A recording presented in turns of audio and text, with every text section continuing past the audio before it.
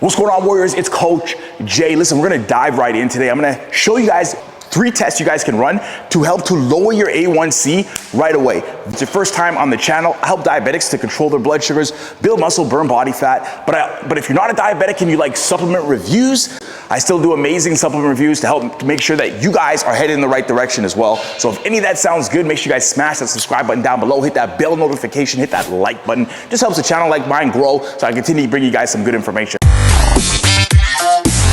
So what you guys want to do is you guys want to fast for about 16 hours. Your night before, you want to stop eating around 10 p.m.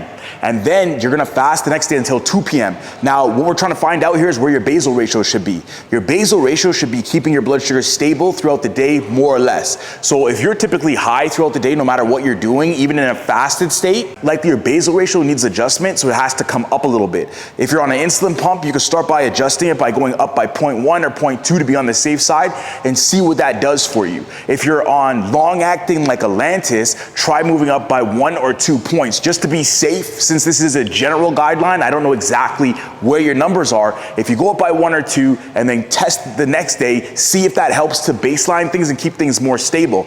Now, if you end up going low during the day and your blood sugars are plummeting all throughout the day, and that's more, especially when you're running this fasted basal ratio test, then likely your ratios, if you're on an insulin pump, needs to come down by 0.1 or 0.2. And if you're on long acting, it likely needs to come down by 1 or 2 units, for example. Now you just want to keep tweaking this until you find what works. The second thing you guys want to focus on is the insulin to carb ratio test. And you can run this test in the exact same day as your basal ratio test. Right when you're fasting to figure out your basal, when you break your fast, let's say someone fasts from 10 p.m. the night before to 2 p.m. the next day at 16 hours, they break their fast at 2 p.m. Now what you want to do is you want to go and have something with 30 to 45 grams of carbohydrates in it, measure it out, and it's important that you can replicate this test again. So use something that you know has the amount of carbohydrates for you guys, because if you can't replicate it, then we can't run the test again, and you have other variables that might get in the way. So keep it very simple.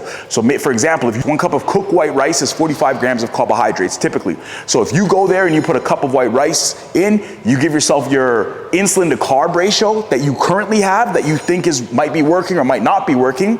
If you're a 1 to a 10, for example, let's say 1 unit accounts for every 10 grams of carbohydrates, then you're gonna wanna give yourself 4.5 units of insulin. Or if you're on needles injections, you might not be able to get the 0.5 measurement. So start with rounding up or rounding down and adjust from there. And if you're having just the carbohydrate, let's say you chose 1 cup of white rice, but you could also choose a cup of juice as long as you know how much carbohydrates is in the juice that you're having. Give yourself your insulin about 5 to 10 minutes before, because short-acting insulin typically takes anywhere between 10 and 15 minutes to kick in when you take it. And a lot of times I find it helps to kind of get the ball rolling to keep things more stable for some people whose insulin sensitivity might be slightly different. And so doing it 5 to 10 minutes before can help you get ahead of the blood sugar to keep everything a little bit more stable. And so then when you do that, you're gonna go and you're gonna wait about an hour, test your blood sugar an hour after, and test your blood sugar 2 hours, and then 3 hours after.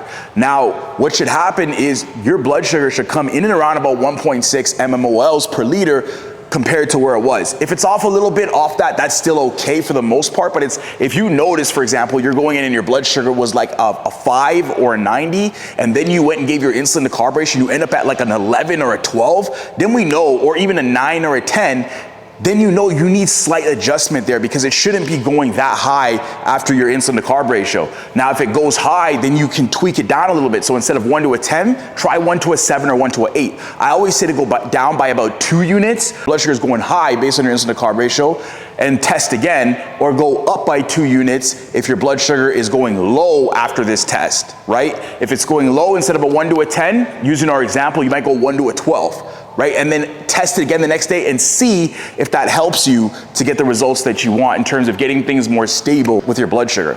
Also, with your basal ratio test, you guys want to make sure you test your blood sugar about every 1 to 2 hours. This way, the more data you guys have, the better you guys can analyze and make decisions based off what you're seeing. So now, your correction ratio test is another test you can run. You could do this on a completely separate day, or you could do it on the same day if you notice your blood sugar is going a little bit high. Now, what you do typically, now there's a ratio that you guys can utilize. So there's actually an equation you can start with that I'll do another video on to show you guys the equation side of things to calculate your correction ratio you can start with. But typically a correction ratio to start is anywhere between about 2.5 mmol. I'll do the conversion for mgdl to about 3. mmol per liter, typically on average. So let's say, for example, your correction ratio is 2.5, meaning 1 unit of insulin is gonna drop you 2.5 mmol per liter. If that's the case, then if you're high throughout the day, let's say, for example, your blood sugar is at 15 and you wanna drop it into a normal range. Let's say our normal range is between about 5 and 7. Then what you wanna do is take 2.5 and multiply that by a number that's gonna get you into the range you want. We got calculators today. It is what it is. 2.5, let's say times 2.5 times 4 is gonna give us 10. So if we do 15 minus 10, that's gonna give us 5, right? So what you would wanna do is take your 2.5, if you multiply 2.5 by 5, that means at 5 units will drop you about 10 mmol per liter, which will bring you to around 5. Now you could have a little bit of variation there, but you don't wanna have too much. Now if it does bring you back down in around 5, then that means your 2.5 correction ratio works.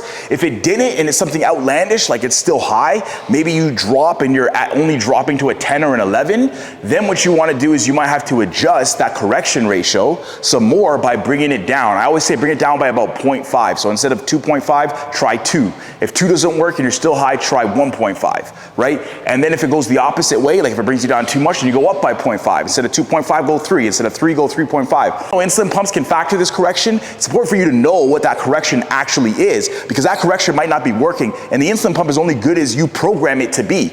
Just like for if you're not on an insulin pump, then you really gotta know exactly what it is. Also important is sometimes in the morning, your blood sugars can be a little bit higher, meaning you might need a little bit of a ratio in the morning time than you do in the evening afternoon. Sometimes you don't need as many basal ratios if you're on an insulin pump. Keep it simple and tweak from there. Likely, you might need a little bit more insulin, so your correction ratio could be slightly different. Your insulin carb ratio could be slightly different between the morning hours. So you can say 12 a.m. to 12 p.m. just because of the dawn phenomenon effect that increases cortisol, which can make you a little bit more resistant to insulin in the morning hours. It's Coach Jay. As usual, if you guys have any questions, drop them down below. Definitely got you guys back. Keep crushing it, Warriors. I got you.